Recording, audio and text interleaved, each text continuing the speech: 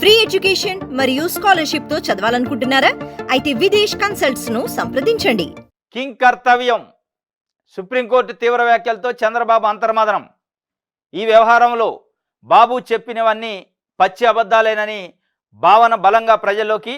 నష్ట నివారణలో భాగంగా సుప్రీంకోర్టును తప్పుపట్టేలా పురంధరేశ్వరి వ్యాఖ్యలు. గత 5 ఏళ్లలో దేవాలయాల్లో జరిగిన ఘటనలపై దీక్ష చేస్తున్నానన్న డిప్యూటీ సీఎం పవన్ కళ్యాణ్ ప్రజలను రెచ్చగొట్టి లబ్ధి పొందే పాచిక వికటించిందని, తప్పు మీద తప్పు చేశామని టీడీపీ సీనియర్లో ఆందోళన. ఆ నెయ్యి అసలు వాడనే లేదని ముందు నుంచి చెబుతున్నా, సీఎం పట్టించుకోలేదని సన్నిహితుల వద్ద టీటీడీ ఈవో ఆవేదన. తనతోను కూడా అబద్ధాలు చెప్పించారంటూ నిర్వేదమైందట టీటీడీ ఈవో శ్యామలారావు గారు. అసలు ఆ నెయ్యి వాడలేదురా నాయన అని నేను మొత్తుకుంటున్నా, కానీ ముఖ్యమంత్రి గారు వినలేదు. ఆయన అబద్ధం చెప్పింది కాక నాతోను కూడా అబద్ధం చెప్పించే ప్రయత్నం చేశారు అని ఆయనకి దగ్గర వ్యక్తుల దగ్గర నిర్వేదం వ్యక్తం చేసిందట. ఇది మొత్తానికి కథాటం తిరిగింది. కింగ్ కర్తవ్యం ఏం చేయాలనో తెలియని పరిస్థితి. తెలుగుదేశం పార్టీ కానీ, చంద్రబాబు నాయుడు గారు కానీ, లోకేష్ గారు కానీ, మంత్రులు కానీ ఎవరు నోరిప్పట్లే.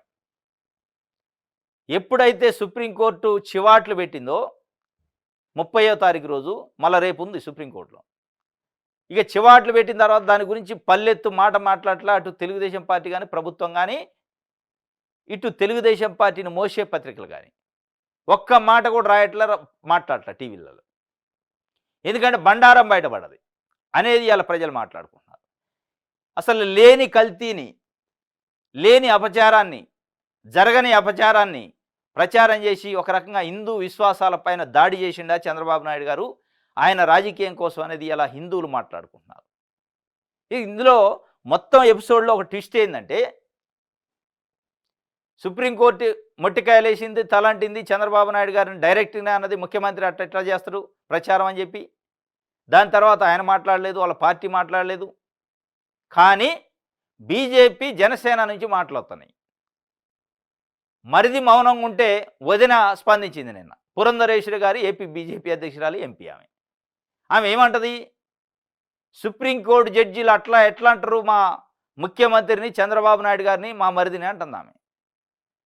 అంటే ముఖ్యమంత్రి అయితే ఏమన్నా కొమ్ములు ఉంటాయా? సుప్రీంకోర్టు చట్టం ముందు, లా ముందు ముఖ్యమంత్రి అయినా, సామాన్య సిటిజన్ అయినా చట్టం ముందు అందరూ సమానం అనేది సామాన్య ప్రిన్సిపల్ అది.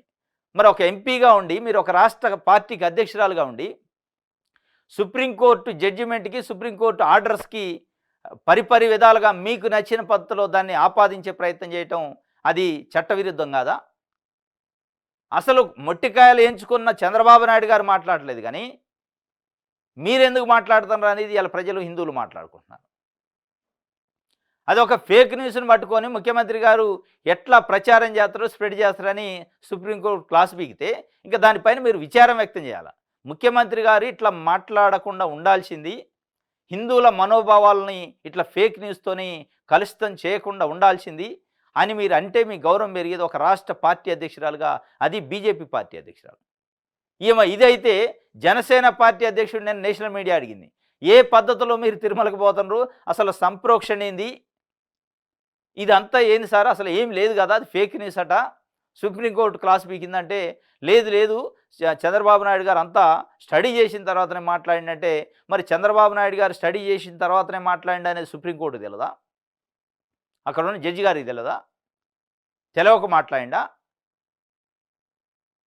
మాట్లాడిండు కాబట్టే ఆయన అంతా స్టడీ చేసి ఆయన మాట్లాడింది కరెక్టే 100కు 100% అని వీళ్ళు చెప్తున్నారు, పురంధరేశ్వరి గారును పవన్ కళ్యాణ్ గారు.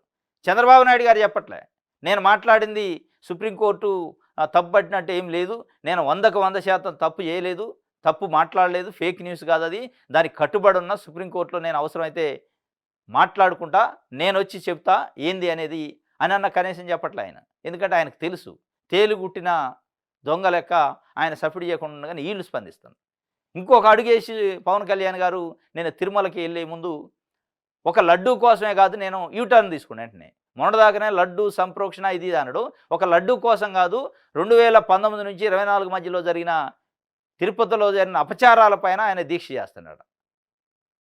మరి 2019 నుంచి 2024 మధ్యలో తిరుమల తిరుపతి దేవస్థానంలో జరిగిన అపచారాల కోసమే దీక్ష చేస్తే, మరి ప్రజలకి ఎంతో నష్టం జరిగిందని మీరు అన్నారు, వాటిపైన ఏం చేస్తారు మీరు?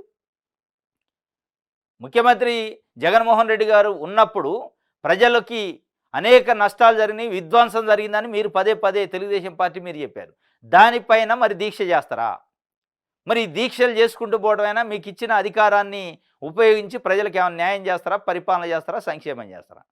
అంటే మీరు ఎప్పుడు దీక్షలు చేసి అడ్డబొట్లు నిలువుబెట్లు పెట్టి ఇక రోడ్లెమ్మట తిరిగే కార్యక్రమం చేస్తారా అనేది ఇలా ఏపీలో ప్రజలు మాట్లాడుకుంటున్నారు.